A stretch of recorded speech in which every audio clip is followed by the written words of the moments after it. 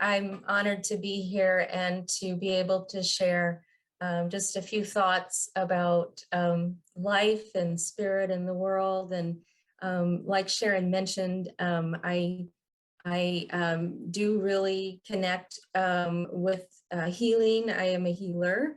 And so I work with a lot of people who come to me in various stages of needing healing, so some come to me for anxiety or stress, or they're going through transitions. And over the years, I learned that I can work with people and they can feel better after a session, but I always wanted to give them more tools to continue on their journey. And this path has led me into my own self-unfoldment. As most of you probably know, when you're on a spiritual path, one thing leads to another, and then you have another door open and another. And so I love to talk and learn about lofty ideas and just seeing the bigger picture of things. And that's like my sweet spot. I love to do that. And when we do that, when we explore things that are outside of our realm, our current physical day-to-day reality, we're able to look to the stars and kind of leave the physical and dream and imagine what is out there beyond what we know with science, But what's interesting is now science and spirit, the two lanes are merging, and we're seeing that the physicists are coming to these ideas that spiritual ancients have been speaking about for millennia. So I wanted to share a quote to start. And I will just tell you the quote, and then I'll tell you who said it. And so this is the quote: "The essential quality of the infinite is its subtlety, its intangibility. This quality is conveyed in the word spirit, whose root meaning is wind or breath. That which is truly alive is the energy of spirit, and this is never born and never dies." So I read that and it sounds like this was written by a philosopher or a poet or a spiritual teacher. And in fact, it was written by a physicist. And I think that's very interesting, because the only way David Bohm could describe his theory of quantum potential theory was that he had to put it in a language of a poet, a language of a philosopher. And his language there conveys a similar feeling. I think if you are a medium or if you are in this work at all, you understand that breath is what takes us to spirit. Breath is how we connect with our spiritual nature and also the spirit world. And sometimes that's hard to actually say and define what is spirit, but the action of connecting with spirit, the action of being under the stars and looking at the potential of what's happening, those experiences are what gives us the feeling of spirit. It's hard to define. I do want to say that David Bohm, who is no longer living, he is in spirit, was recently profiled in a film, and I really found it inspiring. And the film is called Infinite Potential. And I would suggest looking at this film. I found it on Gaia, and I know that it's available for purchase on their own website. The thought of wholeness is something that comes up in healing work. We look at the person who comes to us, or even if you're just a good ear and you just want to listen to someone, when a friend approaches you for healing, we're not looking to pick apart their life. We want to hear with an open heart and hear and help them heal through love. And to me, love is the wholeness that defines the universe. And I think it's interesting that David Bohm extrapolated that idea into a physicist theory.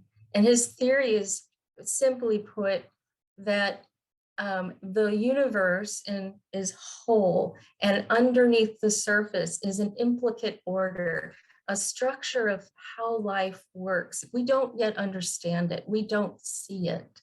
But what the implicate order under the surface does is project or create an explicate order, which is the outer world, which is the physical world that you and I see. And his theory is that really the world, if you look at it, it's not empty and void, and we just see the physical, it's really full. And the physical is just what we notice because of that fullness. I really do believe he was more of a poet and a philosopher. And he actually had connections with spiritual teachers of the time. And it's very interesting to see where at one point in his career, he thought about leaving science and moving into philosophy. David Bohm had a very interesting life, and I'm not going to go into all the details, but I will say this: when he was coming up with all these ideas of science and spirituality and how they merged together, he was rejected. He was rejected by his peers. He was rejected, and when they couldn't prove him wrong, they ignored him. So whatever you're moving through in life, you know, even if there's not an audience for it, even if there's not someone listening and it's true to you, you know, continue on that path, because there's something inside of you that's divinely timed. And I would like to say that his ideas of implicate and explicate order, you know, there's something here that causes something here, even though we don't know it, can be related to divine timing in the spiritual nature of things. We may have heard the term divine timing and everything works in perfect order. And sometimes we say that with sort of this, yeah, it's just going to happen. It's going to work out. I know it will. There's more truth to that than we know, than we recognize. And it's just that science still is catching up with spirituality. You know, they're still moving towards that, completing that picture for everyone. But as people who are spiritual in nature, and most, or if not all of you here are, you understand that there is a connection among everything in the universe. And we can even look at it as a type of non-local energy. So, you know, when I give healing at a distance, when I work with people online or over the phone, there's a reason that they are able to feel even palpably the healing work that's happening within the body, even physically, mentally, emotionally, all those levels. How does it work? People ask me, how do you do that?